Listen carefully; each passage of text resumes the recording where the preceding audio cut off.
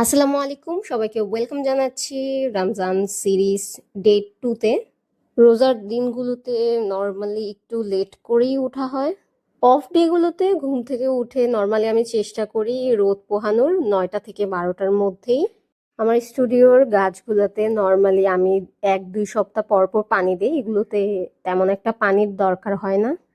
And also আমাদের একটা পোলাও পাতার গাছ আছে, ওইটাতে আম্মু নর্মালি পানি দিয়ে থাকে, ওইটা বারান্দায় থাকে, ওইটা রুমে না। বারান্দায় গাছে ধুলা পড়ার কারণ হচ্ছে যে আমাদের রাস্তার কাজ চলতেছে, অলমোস্ট বলতে গেলে ঢালাই হয়ে গেছে, পিছনের দিকটা, সামনের দিকটা বাকি, নির্বাচনের জন্য লেট হয়েছে।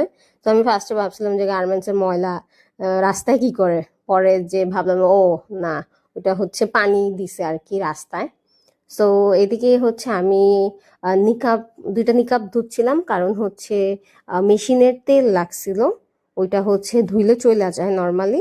সো ওইটা আমি ধুয়ে শুকাতে দিছি, কারণ এটাতে এমব্রয়ডারির কাজ হবে। তারপর চলে যাই আমি হিজাবে স্টোন বসানোর কাজে। আমি চেষ্টা করি যে এই সব কাজ নিজে করার। আমার নিজের পার্সোনালি ভালো লাগে যে কাস্টমারের জন্য আমি কাস্টমাইজ করে কাজ করতেছি, তার কাজটা করে দিতেছি। সো এই জিনিসটা আমার ভালো লাগে যে কাস্টমারের কাজটা আমি করতে পারছি, বা করে ওনাকে আমি হচ্ছে স্যাটিসফাই করতে পারছি। তোমার হাতে পার্সেল পেয়ে যখন বলে আপু অনেক ভালো হয়েছে, অনেক সুন্দর হয়েছে, কোয়ালিটি ভালো, তখন আর কি বোঝা যায় কি একটা শান্তি। সো আমি পার্সেলের কাজ করে একটু ঘরের টুকিটাকি কাজ ছিল, অ্যান্ড আমার যে বড় ওটসের ডিব্বাটা আছে ওইটাতে আমি আমার যেই নাটস বাদামগুলো আছে আমি রাখার চেষ্টা করতেছি, দেখি নেয় কিনা। সো আমি 2-3 দিনের মধ্যেই লাড্ডু বানাবো। আমার লাড্ডু শেষ হয়ে গেছে, অনেক দিন ধরেই লাড্ডু খাওয়া হয় না। আমার ফ্রেন্ড আর ক্লাসমেটরা আমাকে জিজ্ঞাসা করছিল, নর্মালি আমি পোস্ট দিছিলাম, রিলস বানাইছিলাম, সো আমি কি প্রোটিন লাড্ডু সেল করি কিনা, যে এত প্রোটিন লাড্ডু কে খায়, কি করি এত প্রোটিন লাড্ডু। সো আমি এভরিডে প্রোটিন লাড্ডু খাই, দেন আমার আশেপাশে কেউ থাকলে তারা খায়, আমার আব্বাও খায়, অ্যান্ড আমার আঙ্কেল, দেন হচ্ছে বাসায় কেউ আসলে সো তাদেরকে 1-2টা দেওয়া হয়। থাকে না এগুলো, মানে গায়েব হয়ে যায়। লাড্ডুগুলো খুব মজা হয়, অ্যান্ড আপনার বডি, হেয়ার, নেলস এগুলোর জন্য খুবই হেল্পফুল। আমি বাদাম অ্যান্ড পাম্পকিন সিডস অবশ্যই রাখি লাড্ডুতে, সো এটা শেষ হয়ে গেছে, আনতে হবে। আজকে আমার প্ল্যান ছিল যে একটা নর্মাল স্কার্ট বানানোর। স্কার্টটা আমার জন্য না, স্কার্টটা হচ্ছে আমার ক্লাসমেটের জন্য।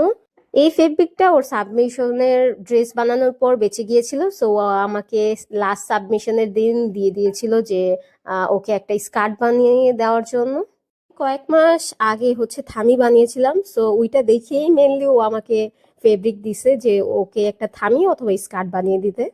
আমার কাছে মনে হচ্ছিল যে এই ফেব্রিকে থামি ভালো লাগবে না, সো ভাবলাম যে যেহেতু ফেব্রিক কিন্তু কম, সো নর্মাল একটা স্কার্ট বানিয়ে দেই, বাট ঘের হবে না, কারণ ফেব্রিক এমনিই কম, বহরে যা আছে ততটুক ঘের রেখে একটা স্কার্ট বানানো হবে, নর্মাল স্কার্ট।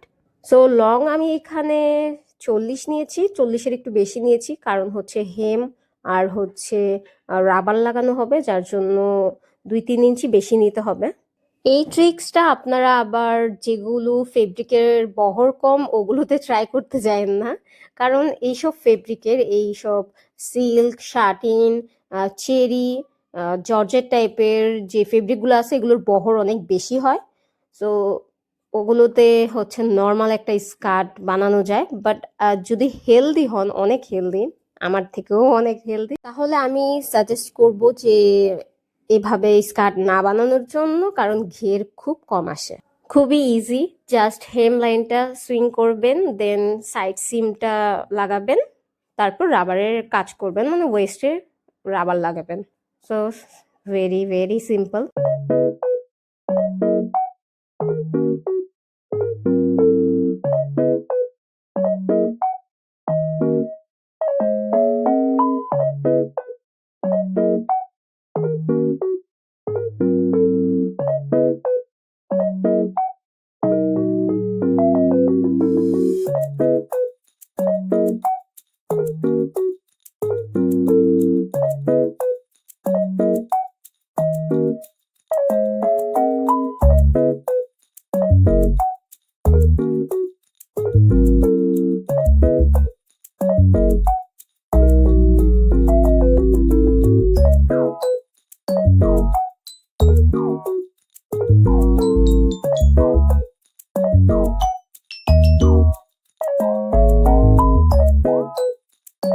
তো আমি এখানে রাবারের কাজ সেকেন্ড টাইম করতেছি, খুবই ভয়ে ছিলাম কারণ রাবারটা একটু ট্রিকি হয় আর হচ্ছে যেহেতু একটু জর্জেট টাইপের ফেব্রিক, সো একটু পিছলায় যায়। সো আরামসে আস্তে আস্তে ঠান্ডা মাথায় কাজ করবেন। আমি অনেকবার হচ্ছে সুইং খুলতে হয়েছে। সো আমি মাঝখানে কিন্তু ব্রেকও নিয়েছিলাম, একটানা কাজ করি নাই, মাঝখানে আমি হচ্ছে 2বার ব্রেক নিয়ে ফেলছি। সো এই কাজ শেষ করতে করতে ইফতারির টাইম হয়ে গিয়েছিল। সো অজু করে ইফতারির জন্য বসে গিয়েছিলাম। সো আজকের ব্লগ এতটুকু পর্যন্তই। সবাই ভালো থাকবেন, সুস্থ থাকবেন। আল্লাহ হাফেজ।